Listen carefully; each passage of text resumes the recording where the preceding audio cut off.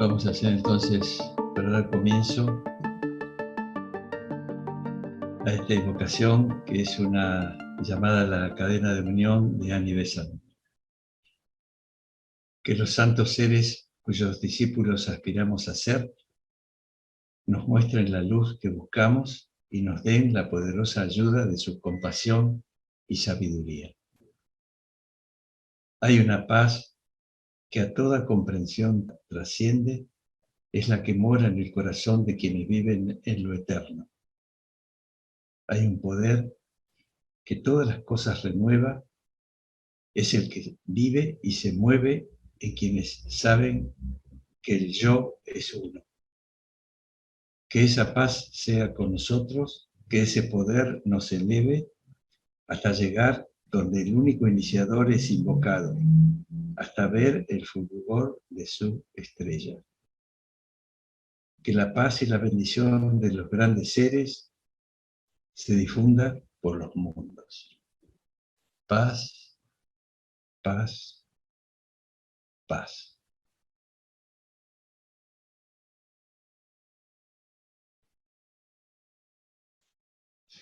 Bien, vamos a hacer una breve relajación para aquietarnos y luego comenzamos a compartir el trabajo de hoy. Nos sentamos cómodos, los pies bien apoyados en el piso, la espalda derecha. Cerramos los ojos.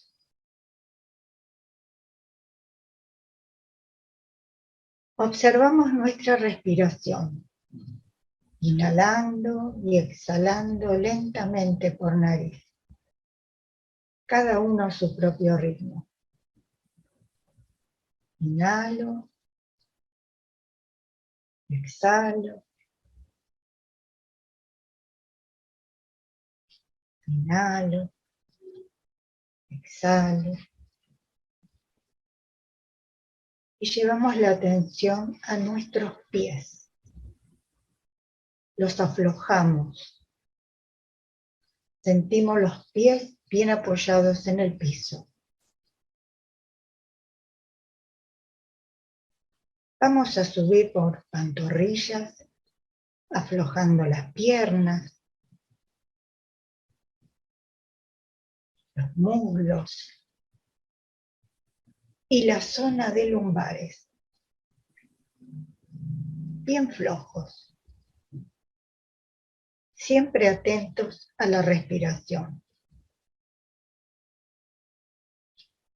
Vértebra por vértebra vamos a ir relajando la espalda, bien derechos, bien flojos.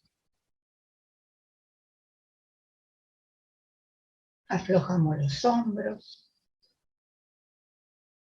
los brazos, las manos. Bien flojas las manos. Y abrimos bien el pecho. Soltamos todas las tensiones allí acumuladas. Bien sueltos, bien relajados. Observamos el cuello, mandíbulas, la lengua, los ojos, todo el rostro. Nos aflojamos, soltamos.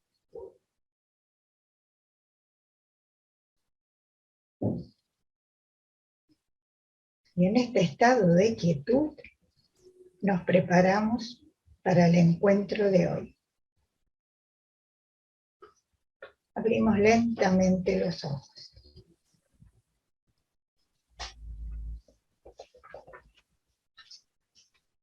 Bueno, gracias Alicia.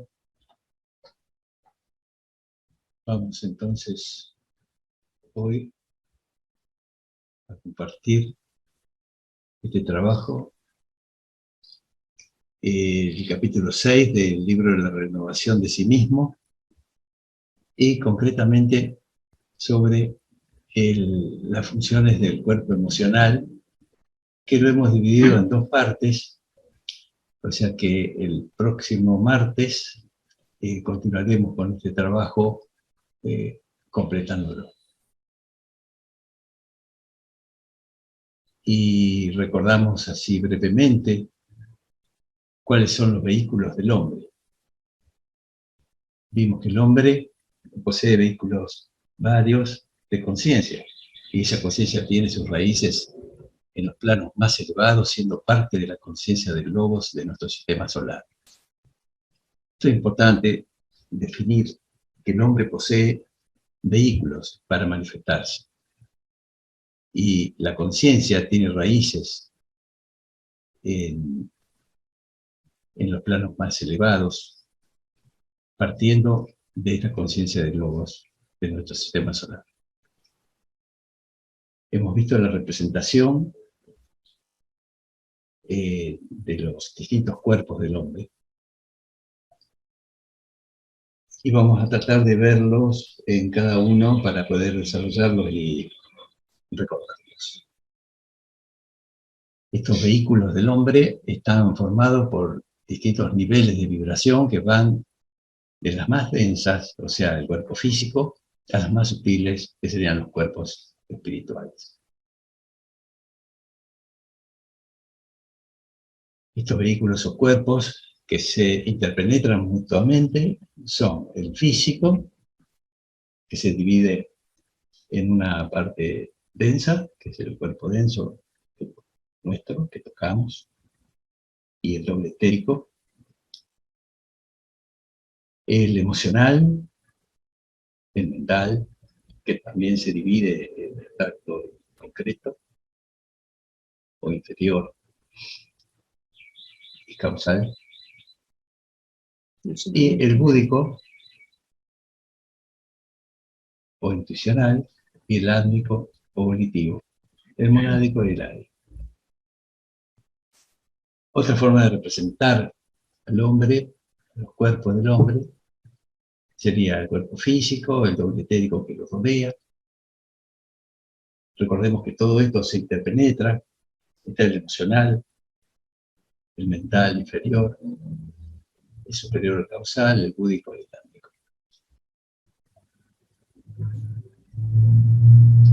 Los cuerpos físico, emocional y mental, o sea, estos tres inferiores, hasta el mental inferior, constituyen la personalidad y dura toda una vida. Acá tenemos esta llavecita que nos lo voy a explicar claramente. Desde la mitad de este mental inferior. Y cubre el emocional, que vamos a tratar ahora en detalle, y el físico. Y el cuerpo mental superior, o abstracto, el búdico y el átmico, constituyen la individualidad y es el aspecto que reencarna. ¿Vamos bien hasta ahí?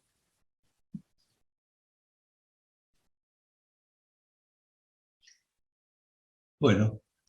José Carlos, Decir. antes de empezar ya directamente con las funciones del cuerpo emocional, vamos a recordar que este es el vehículo de todas las pasiones y de todos los deseos, el cuerpo emocional o astral. Y también tenemos que tener presente que el yo superior, el hombre real, el ser superior, para manifestarse y realizar su trabajo en los mundos inferiores, necesita herramientas.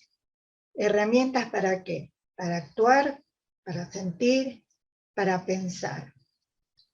Y además, para que le permitan expresar lo divino a través de nuestros pensamientos, actos y sentimientos. Entonces tengamos en cuenta que el cuerpo emocional es una herramienta que realiza un trabajo distinto del vehículo físico y del mental inferior, y que es el lazo que une el cuerpo físico y el mental inferior. Estos tres vehículos, como lo estabas mostrando recién, que componen la personalidad, son los que van a posibilitar que el yo superior se conecte con los planos inferiores y trabaje en ellos, y a su vez se exprese. Suele suceder que no siempre somos conscientes de la existencia del cuerpo emocional. Y esto ocurre porque es invisible, porque no lo podemos tocar, porque es imperceptible a nuestra observación ordinaria, por supuesto, que está constituida por distintas clases de materia. Pero lo que tenemos que tener en cuenta es que se encuentra alrededor nuestro y nos atraviesa, y que nosotros vivimos y nos movemos en él, y que los tres componentes de la personalidad que recién mencioné actúan e interactúan constantemente uno sobre otro. Por eso después vamos a ir viendo a lo largo del trabajo cómo uno a otro se van afectando. Bueno, eso solo quería agregar. Ok, bien, entonces vamos a continuar con las funciones del cuerpo emocional. Y decíamos que es parte de la personalidad en la constitución compleja del hombre. También se lo llama astral, que deriva de la palabra griega astrón, estrella, porque tiene aspecto luminoso en comparación con la materia física. O sea, los ojos del clarividente puede ver estos cuerpos. Es el vehículo de nuestras emociones.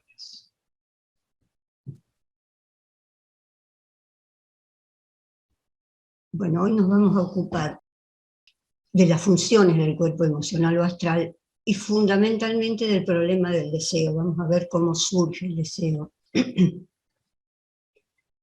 Si queremos tratar el problema fundamental del deseo, es necesario analizar con cuidado su génesis y su significación. Y para comprender el papel del deseo en nuestras vidas es necesario tener en cuenta algunas funciones elementales del cuerpo emocional. Vamos a ver la primera función del cuerpo emocional. Entonces, la primera función del cuerpo emocional, la más simple, es la de convertir las vibraciones que se reciben en el plano físico a través de los órganos de los sentidos en sensaciones. Las vibraciones se transmiten desde los órganos de los sentidos hasta los centros cerebrales. Desde el cerebro físico pasan al cerebro etérico y desde este a los centros del cuerpo emocional donde aparecen como sensaciones. Sí, acá yo quería aclarar alguna cosita. Sí. Del cerebro físico pasa al cerebro etérico.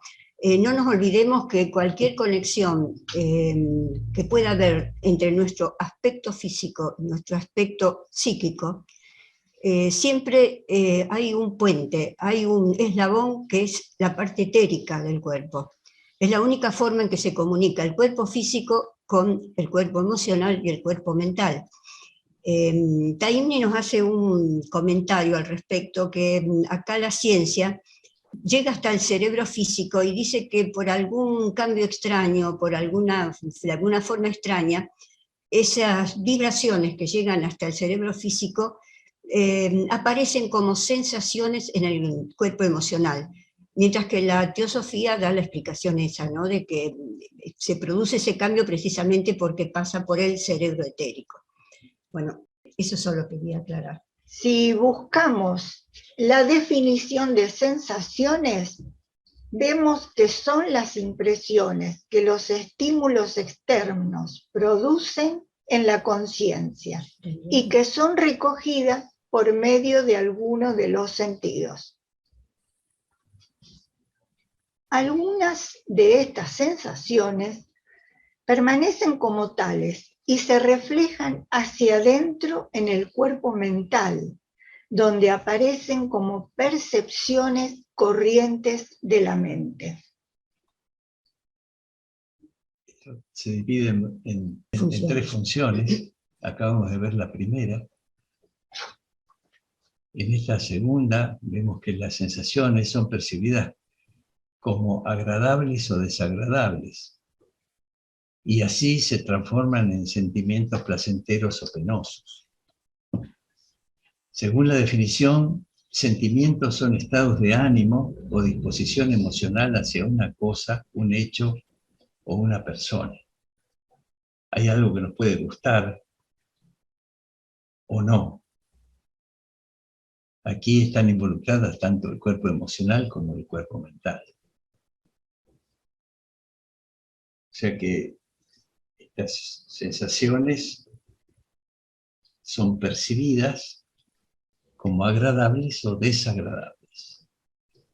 Y ahí aparecen los sentimientos que nos gustan o no.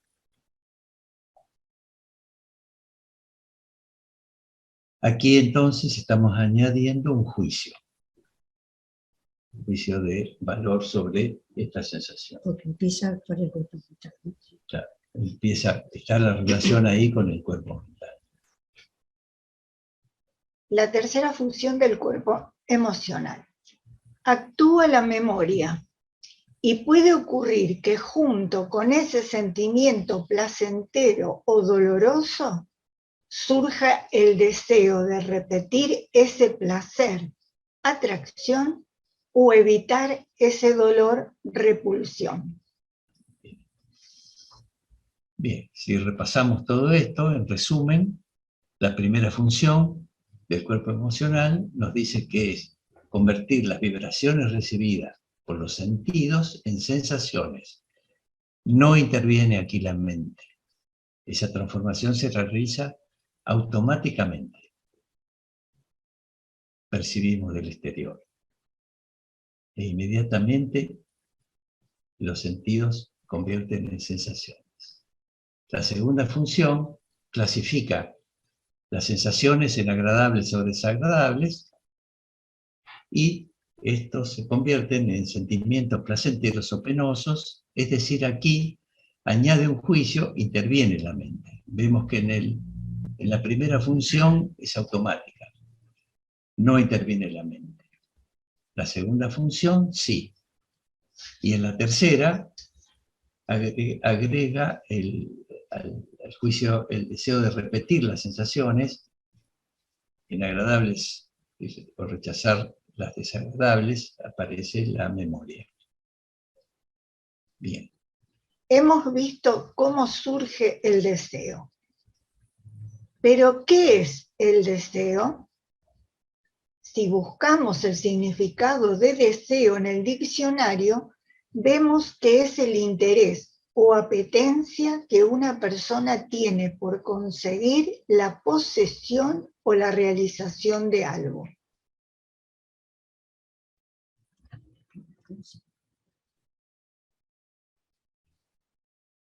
Durante el curso de nuestra evolución, los deseos se vuelven más complejos e influyen en nuestra vida. Y debemos comprenderlos para frenarlos y controlarlos. Conociendo sus causas, podemos trabajar en su purificación, que es lo que vamos a tratar de ver. En este proceso es difícil separar el cuerpo mental del cuerpo emocional. Todo está ligado. Los tres componentes de la personalidad actúan e interactúan constantemente uno sobre el otro. Y Taimni nos presenta dos ejemplos. Me llevo un bocado a la boca. Entra en contacto con mi paladar. Comienzan las vibraciones físicas, que aparecen como una sensación particular en el cuerpo. Si el bocado es sabroso, produce una sensación agradable. Cuando termino mi bocado, la sensación desaparece, pero queda el recuerdo. Por asociación de ideas, se puede despertar el deseo de experimentar nuevamente esa sensación y desear saborearlo otra vez.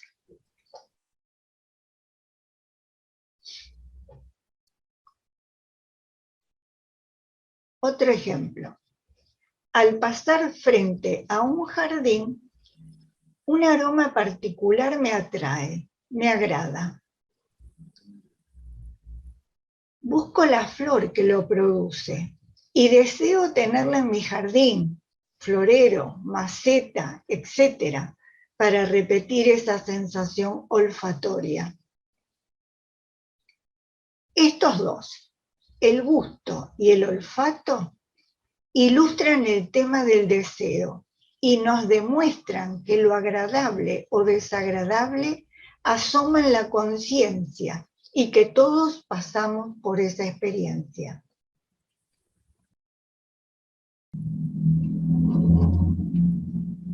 Bueno, y ahora nos preguntamos si es necesaria la eliminación del deseo. Algunos autores nos indican que hay que abandonar todos los deseos, que los deseos tienen que desaparecer de nuestras vidas, que para evolucionar, para crecer, es necesario no tener deseos. ¿Es esto verdad? Bueno, ahora vemos. Acá nos abrimos como para conocer para las preguntas, a ver. los comentarios de cada uno. A ver si quedó más o menos claro. Ahí pueden abrir los micrófonos. Bueno. Bueno, ¿no preguntan nada? Continuamos. Vamos a continuar. Acá. Estaba pensando que es Sí. quizás hasta encierra una trampa esta pregunta, ¿no? Porque sí, la primera respuesta es sí, no tiene que eliminar los deseos para poder trascender lo que serían los cuerpos inferiores. Pero, por la explicación que se estaba dando, hay una cuestión que es natural de atracción y repulsión. Y eso funciona independientemente de que lo querramos o no. Y eso produce deseos. Es una máquina productora de deseos, ya sea de rechazar, de alejarse del objeto o ser atraído por el objeto. Por eso digo que por ahí habría que analizarlo un poquito más, ¿no?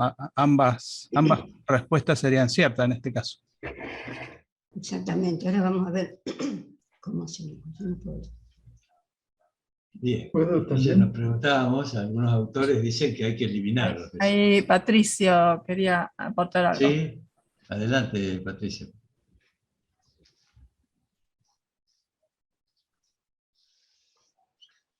No sé si es aportar o preguntar, pero el tema de las emociones, los deseos, la voluntad, siempre me ha llamado mucho la atención. Porque efectivamente desde distintos libros uno encuentra distintos aspectos y luego está la propia vivencia que aporta otros distintos, ¿no?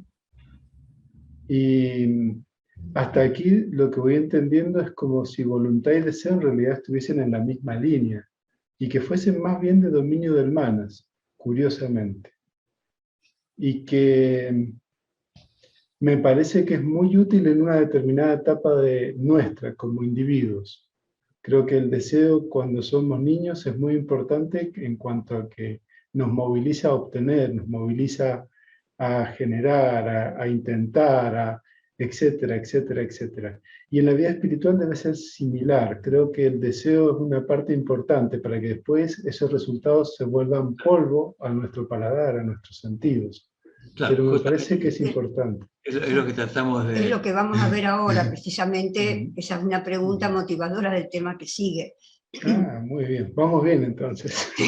Vamos bien. Y no, como vos decís, voluntad y deseo van en la misma línea. La voluntad es como un deseo purificado. Ahora vamos a ver... Seguimos. Genial. Gracias. Estamos, entonces. Continuamos. Ahora, ¿qué pasa en el estado evolutivo del hombre común? En el ámbito emocional, lo primero que debemos destacar es que tenemos un enorme mundo de deseos. y los deseos actúan como un impulso que es necesario. Y en este estado evolutivo es imprescindible que los deseos estén presentes porque son fundamentales para desarrollar la voluntad. Y la voluntad es una herramienta indispensable para avanzar en el sendero. Sí, hay que ver que tanto deseo como voluntad realmente es el motor de la evolución, porque sin deseos no evolucionaríamos. Claro. Hay que analizarlos, por supuesto, pero es el impulso necesario para evolucionar. Y después, más adelante también, la voluntad tiene mucho que ver con lo divino, ¿no? Bueno. En su libro La vida interna, Leadbeater nos dice que para extinguir el deseo es preciso proceder por grados. Tenemos que comenzar por diferenciar muy bien los deseos de baja gama y los de alta gama. Lo que debemos hacer es ir eliminando los de baja gama y potenciando los de alta gama. Los deseos de baja gama, como egoísmo, egocentrismo, indiferencia ante el dolor ajeno, soberbia, manipulación de personas y situaciones. Perdón, ¿y cuántos más podríamos enunciar, no? Claro. Todos estos deseos debemos ir eliminándolos de nuestra vida.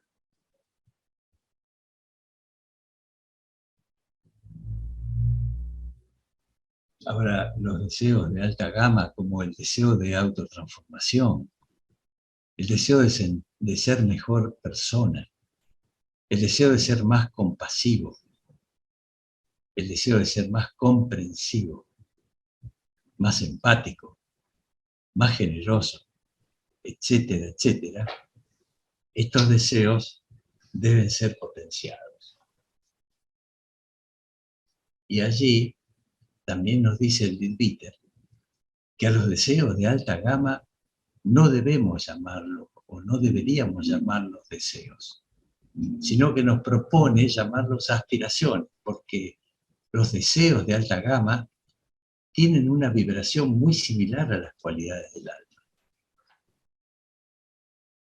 Y de esa manera estaríamos aspirando a vivir en consonancia con nuestras cualidades espirituales.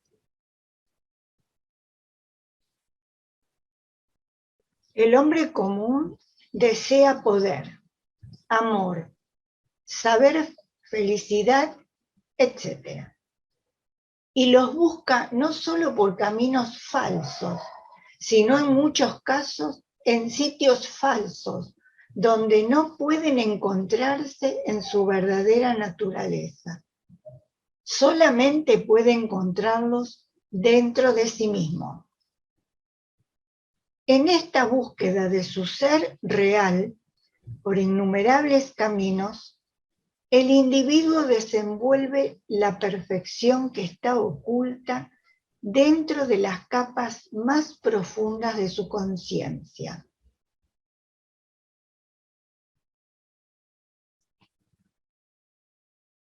Un hombre que no entiende la naturaleza del deseo o que no está resuelto a controlarla, queda constantemente atrapado por esas atracciones o repulsiones que son ligaduras que lo atan a los mundos inferiores.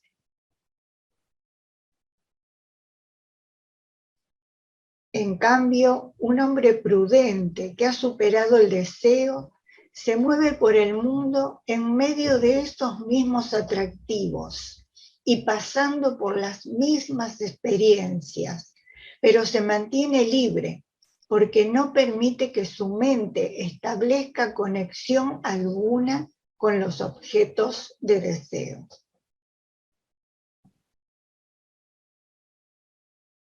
Bien, Taimi nos dice: quien es suficientemente fuerte para no dejarse afectar por el placer o el dolor mientras vive en medio de objetos agradables o desagradables, es un verdadero vairagya, término sánscrito que significa indiferente a los placeres del mundo.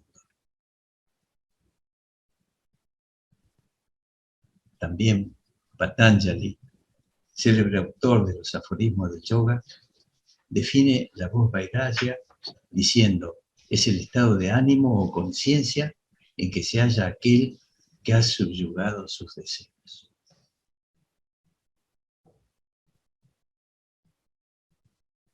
Por lo tanto, el hombre sabio no deja que el placer o el dolor lo esclavicen. Ha dominado y cultivado sus emociones. Ha vencido el deseo. Que para que todo esto sea útil, obviamente hay que aplicarlo a la vida diaria. Entonces, vamos a ver, ¿qué papel desempeñan la alertidad y el discernimiento en la purificación de nuestros deseos? A ver qué se puede decir de esto, qué ejemplos hay, cómo nos observamos. Tenemos que partir de que vivimos en medio de un mundo de deseos. Toda nuestra vida se va desarrollando por deseos, de alta gama, de baja gama. ¿Qué hacemos con la alertidad y el discernimiento? Yo lo que quería agregar respecto al deseo, el deseo es una energía, es una fuerza, que cuando uno tiene la lanza ahí, después por supuesto que va a venir una respuesta. Ahora, todos tenemos deseos, pero cuando estamos en este camino, ¿es necesario eliminarlos o no será mejor tomar conciencia de ellos, de los deseos que tenemos, no reprimirlos y trabajarlos para darnos cuenta de lo que estamos deseando y de lo que no debemos desear? Si nos ponemos a observar un poquito, vamos a ver que detrás de los hábitos también puede haber deseos. Sí. Estoy habituado a hacer tal cosa porque generalmente me gusta, y eso que me gusta es un deseo.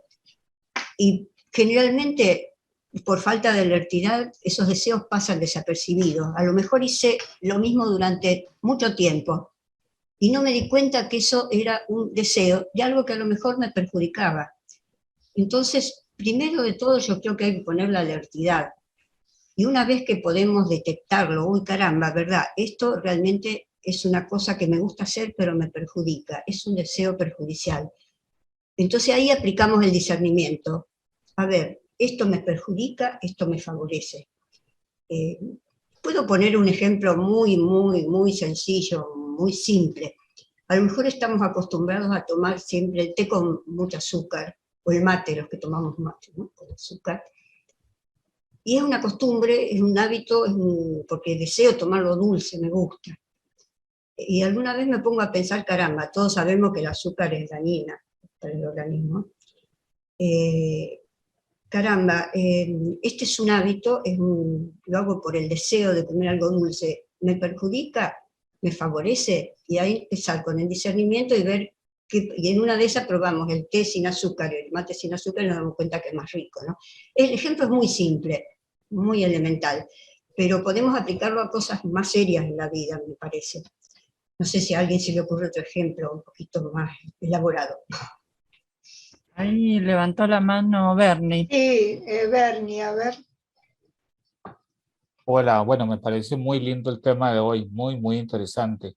Y sobre todo, me parece que sí estamos por lo menos más conscientes. Si bien es cierto, no podemos reprimir el deseo en el momento en que nos llega, en esa autorrevisión constante que hacemos, que me parece que sí ya es un nivel bonito de conciencia, estamos constantemente revisándonos. Por ejemplo, a mí me pasa, bueno, que yo coordino un grupo de trabajo aquí en el Banco Central donde trabajo, y cuando termino el día me he llegado a dar cuenta, por ejemplo, cuando he tenido acciones o actitudes que no son correctas, que no edifican en el día a día y que no están edificando a las personas. Por ejemplo, el egoísmo, hay veces la cólera, ¿verdad? Cuando actuamos coléricamente o cuando actuamos imprudentemente. Hasta hay veces cuando envío un correo electrónico, después los reviso, digo, aquí hay un montón de cosas feas, porque yo me los reviso y veo que lo mandé tal vez en un momento imprudentemente por no reflexionarlo. Entonces, si bien es cierto, no puede llevar uno como a eliminar completamente esos deseos que están presentes, que el autor llama de baja gama, sí comenzamos a tener una autorrevisión por ese discernimiento, por ese estado de alerta. Y yo espero, ¿verdad? Yo espero que en el futuro y en el tiempo vayamos purificándolos, ¿verdad? Que lleguemos al momento en que ya no lo hagamos como una autorrevisión posterior, como un examen, sino que seamos conscientes y tal vez ese estado de alerta nos permita corregirlos antes de que lleguen, antes de uno actuar, ¿verdad?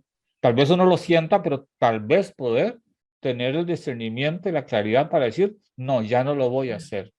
Esa sería como, digamos, para pasar a los de alta gama como mi aspiración, ¿verdad? Que llegara el momento de decir, lo logré, ya hoy lo sentí, pero no lo expresé. Pude canalizarlo con amor o pude canalizarlo con compasión, pero no lo hice. Entonces, bueno, digamos que todavía estoy como en una transición muy básica, pero por lo menos me estoy dando cuenta de esas cositas que tengo que ir corrigiendo y aspiro, ¿verdad? Aspiro a que en algún momento pueda comenzar ya a canalizarlos mejor. Esa es como mi percepción, mi opinión. Y muy lindo el tema de hoy, me ha encantado mucho. Bueno, me parece que captaste muy bien la idea, porque precisamente ese es el trabajo que tenemos que hacer, ¿no? Y que lo tenemos que hacer fundamentalmente mientras estamos encarnados, porque es ahora cuando tenemos que transformarnos. ¿Algún otro ejemplo, algún otro comentario? Carmen había había puesto la mano, no sé si... Bueno, yo soy una antigua estudiante de teosofía, pero nunca había entendido nada. Y ahora ya con las videos y los Zooms, y veo lo que otra clase de explicaciones, no otra clase, sino personas, yo creo que con más conocimiento, que nos explican los libros, pues vamos entendiendo un poquito más. Pero yo cuando empecé, no me acuerdo si fue la voz del silencio o algo así, oí esa de que matas tus deseos. Y yo ya no quería sentir, yo ya no quería, entonces me volví un hielo. No, sí, yo ya no sentía pasiones, yo ya no sentía nada más un frío en el corazón. Entonces, pues hasta ahora que voy viendo ya todas estas explicaciones, pues me doy cuenta de que hay que trabajar el cuerpo emocional, pero ¿cómo lo trabajamos? ¿Verdad? Y me agradó lo que dijo la hermanita anterior, que hay que ir conociéndonos nuestras reacciones para ir trabajando con ellas y irlas poco a poco, al menos los que vamos empezando, a distinguirlas y tratar de trabajarlas, ¿verdad? Porque pues luego se siente uno muy sabio y muy yo lo sé todo. Y dice, no, es que así es. No, hay que aprender. Es todo. Muchas gracias. Sí, la verdad que si ponemos en el discernimiento, si usamos el elemento amor, nunca nos vamos a equivocar, ¿no? En lo que elijamos. Sí, Alicia, ¿querés decir algo? Sí, yo lo que quería agregar, que es una palabra que a mí siempre me llamó la atención, un término, ¿no? Y que veo que en todos los temas siempre está presente, que es el discernimiento. La palabra sánscrita viveka, las dos veces con B corta. Y el discernimiento es tan necesario en nuestra vida diaria, en nuestra evolución, en nuestras actividades, para nuestro crecimiento, para comprender también todo el trabajo que estamos haciendo. Y es una manera también de darnos cuenta, cuando nosotros comenzamos a discernir, de darnos cuenta lo que no debemos hacer, pero antes de hacerlo. Porque hay veces que hacemos las cosas y después que le hicimos, decimos, uy, ¿cómo no me di cuenta? Bueno, hay que darse cuenta antes de dar ese paso. Y para eso hay que estar muy atentos, hay que estar muy, muy despiertos, y nos tenemos que hacer un examen constante. Y de esa manera nosotros vamos a empezar a comprender y a ver nuestras emociones, nuestros pensamientos, cómo actuamos, y va a ser una ayuda también, como decía recién Bernie, de darse cuenta antes, como él decía, antes de mandar el correo. Bueno, nosotros lo podemos hacer al final del día, ese examen constante, para ver qué es lo que hicimos bien y qué es lo que no hicimos y que debemos mejorar o estar atentos. Esta capacidad que nosotros tenemos es de ver la vida de otra manera, de otra forma. Y también de darnos cuenta que no todo es lineal en la vida. No todo es lineal, ni tampoco es para siempre. Que vienen los cambios, y para eso también estamos atentos. Entonces siempre se insiste en el autoexamen, en la reflexión, en la observación. Yo creo que lo fundamental es la observación. Entonces de ahí ya vamos a poder tener más claridad de todos los temas, de todo. Bueno, eso era lo que quería agregar.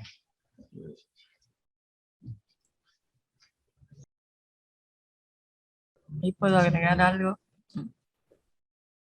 Que vos comentabas la importancia de la observación. Y es muy importante por ahí tratar de observarnos sin juzgarnos, sino como haciendo una especie de tarea investigativa. Entonces mirar todo ese contenido que hay dentro nuestro, tal vez sin identificarnos con ese contenido, sino porque cuando nos identificamos nos quita un poco la posibilidad de observarlo. A veces no es fácil, uno tiende enseguida a identificarse con lo que aparece, especialmente en el campo emocional. Pero si uno observa y se queda mirando, investigando eso, puede descubrir también mecanismos de por qué se produce tal cosa, o cómo es que aparece esto. Y bueno, poco a poco ir aprendiendo del laboratorio dentro de uno, ¿no? Así es. Gracias, Emilce.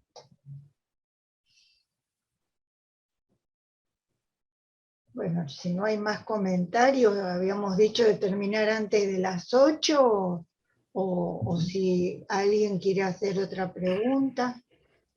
Aprovecho. Bueno, te el escuchamos. espacio. Lo que decía Carmen me pareció muy importante para resaltar. El tema que no podemos dejar de sentir, dejar de emocionarnos. Cuando se plantea en el camino espiritual, una de las cosas que uno tiene que eliminar, entre comillas, es el deseo. Quizás lo que está planteando es una perspectiva diferente. Un poco lo que decía Milce de no identificarnos con el deseo, no que no haya deseos. Como decía, esto es parte de la naturaleza humana. La sensación, el sentimiento, la emoción, todo eso es parte de la naturaleza humana y eso no se puede evitar. Y si uno lo evita, quizás venga más problemas que soluciones. Porque justamente el trabajo está en poder canalizar toda esa energía, porque en definitiva todo eso es una energía, poder canalizarla de manera que sea útil a los intereses del yo superior. Quizá esa es la parte más difícil, ¿no? Que es descubrir en ese yo superior cuál es la guía o hacia dónde uno tiene que canalizar esa energía. Pero mientras tanto, me parece que observar, pero como una forma de no identificarnos, o sea, ver todo el movimiento. Quizás es difícil, pero es la manera en la cual nosotros vamos a ir conociéndonos a nosotros mismos. Ser conscientes es el primer paso, sin duda, para hacer ese camino de discernimiento que decía Alicia, ¿no? Bien, creo que Araceli quería decir algo. Tiene el micrófono cerrado. Muchas gracias a la explicación anterior. Ahí está. Hermano. Okay. ¿Se escucha ahora? Martín. Sí. Sí. Sí, yo también, con respecto a eso que estaban diciendo recién, pensaba, o estar alerta, digamos, cuando los deseos se transforman en apegos, que volviendo a eso del té, por ejemplo, que es un ejemplo muy simple, ese deseo de querer tener siempre el té con azúcar, a veces hay personas que eso se le transforma en un apego y no pueden desapegarse. Entonces, ¿hasta qué momento tengo que tener un discernimiento para ver que ese deseo no se me transforme en apego? Porque entonces ya nunca lo voy a poder transformar en aspiración o en anhelo.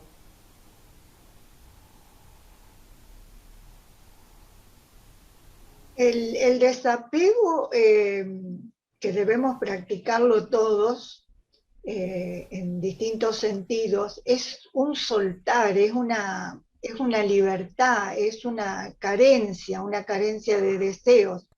Entonces tenemos que darnos cuenta de la importancia del desapego de ciertas cosas, de ciertas actividades, de ciertas actitudes. Porque si no, se forma un lazo energético entre lo que yo deseo y lo deseado. Y eso después es muy difícil de cortar, hay que trabajarlo mucho.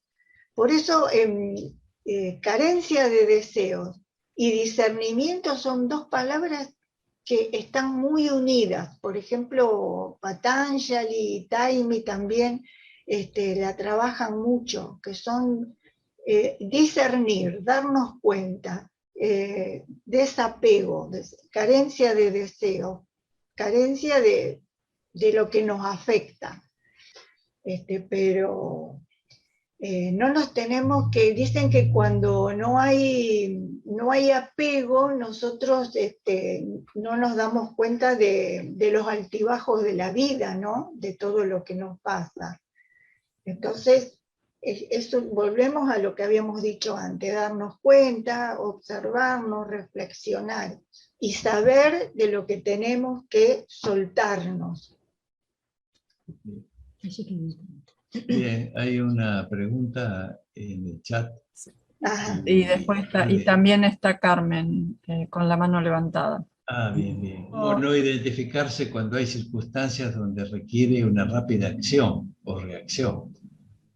Como una práctica, Claro. no identificarse. Yo lo que veo es que primero uno tiene que pasar por determinada experiencia, te produce una crisis, esa crisis, esto es un poco lo que se sucede, esa crisis te mueve a que vos establezcas un replanteamiento, que busques dentro de vos respuestas, que puedas mirar el contenido, porque a veces no nos dedicamos el tiempo para mirar nuestra naturaleza. A veces es cuando aprieta el zapato, como quien dice, cuando uno realmente mira eso. Entonces, cuando uno en esos momentos, después de una crisis, que estuvo mirando algo, eso ya como que lleva una cierta sabiduría, y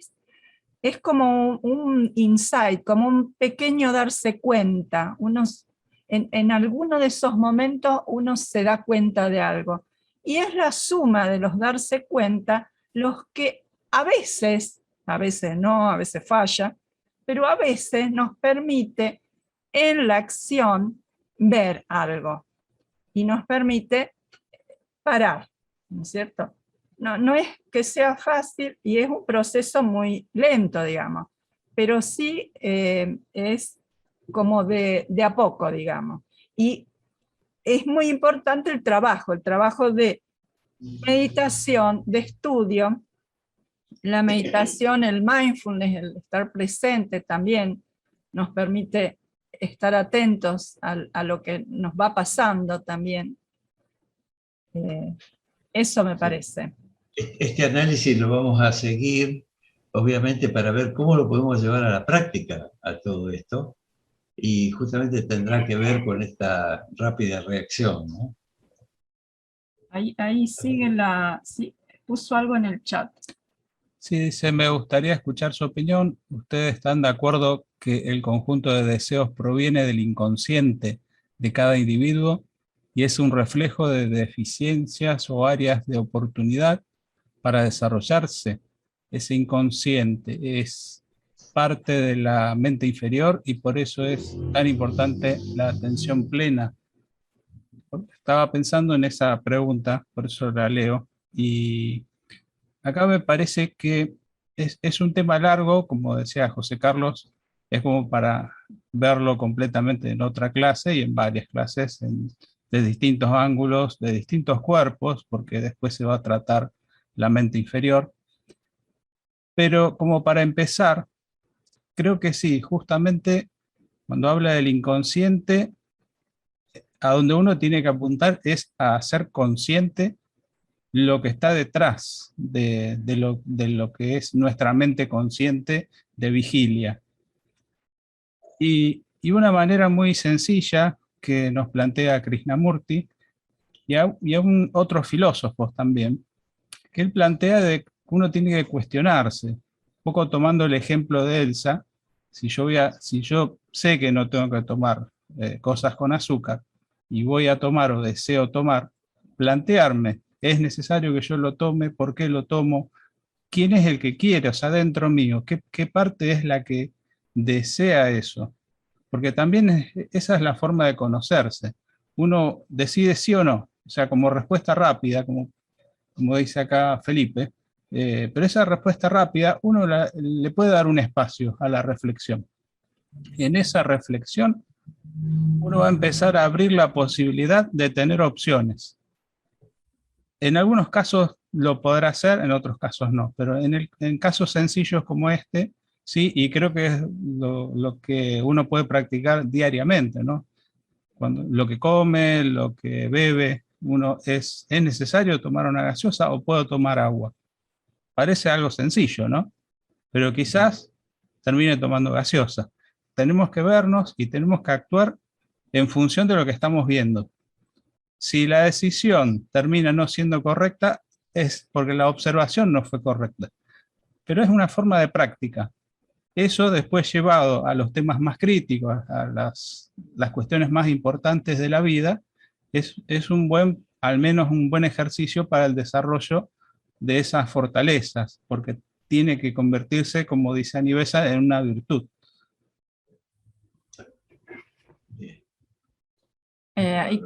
Carmen. Gracias. Yo sigo con lo mismo. A mí me sucedió, el principio de entrar a Teosofía fue eso, que me encontré con que tenía que matar los deseos. Y al matar los deseos, quererlos matar en mí, sentí yo que me sucedió eso. El ejemplo que pone del café con azúcar, aquí se toma café, perdón.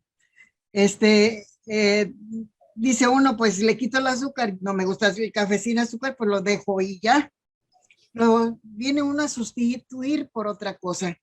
Entonces, a mí me sucedió un detalle familiar muy penoso, donde un familiar nos involucró en una deuda y era médico, gracias a Dios, y yo en ese momento sentí tanto coraje que lo odiaba y todo. Pero decía yo, es un familiar, no puedo dejar de querer, ¿qué puedo hacer? pues la vida me puso el ejemplo, ¿no? Era médico, mi hija se cayó de la barda, se quebró la columna, él como médico vino, corrió, hasta familiar cercano viene, corre rápido y nos ayuda a levantarla y ahí la lleva al hospital. Ese agradecimiento que sentí yo por él cambió por completo el coraje que yo le tenía. Pero yo no supe, ahora sí como el café, matar los sentimientos sin sustituirlo. No encontraba con qué sustituirlo. Ahorita ustedes nos dicen que hay que cambiar, que no sean deseos bajos, sino que sean deseos más sublimes, que no son deseos, que son virtudes. Pero pues yo no sabía que había que cultivar algo con virtud o cambiarlo por una virtud. Nada más, gracias. Bien. Gracias a vos. Bien, bueno, ya estamos en hora. ¿Hay algo más? Parece que no. Bueno, vamos a cerrar el encuentro de hoy. Sí.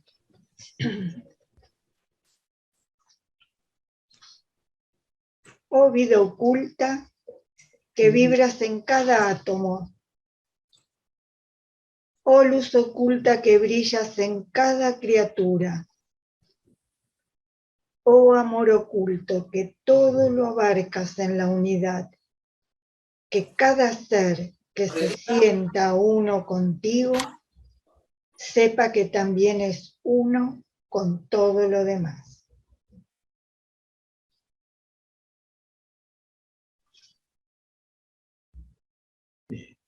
Bueno, muchas gracias a todos. Bueno, los esperamos el martes que viene.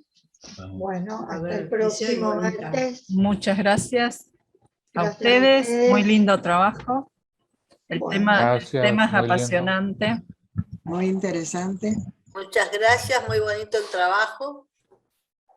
Y todos los que han hablado me encantaron. Sí. Muchas gracias. Gracias por las aportaciones. Gracias. Chao. Muchas gracias y felicitaciones por el trabajo.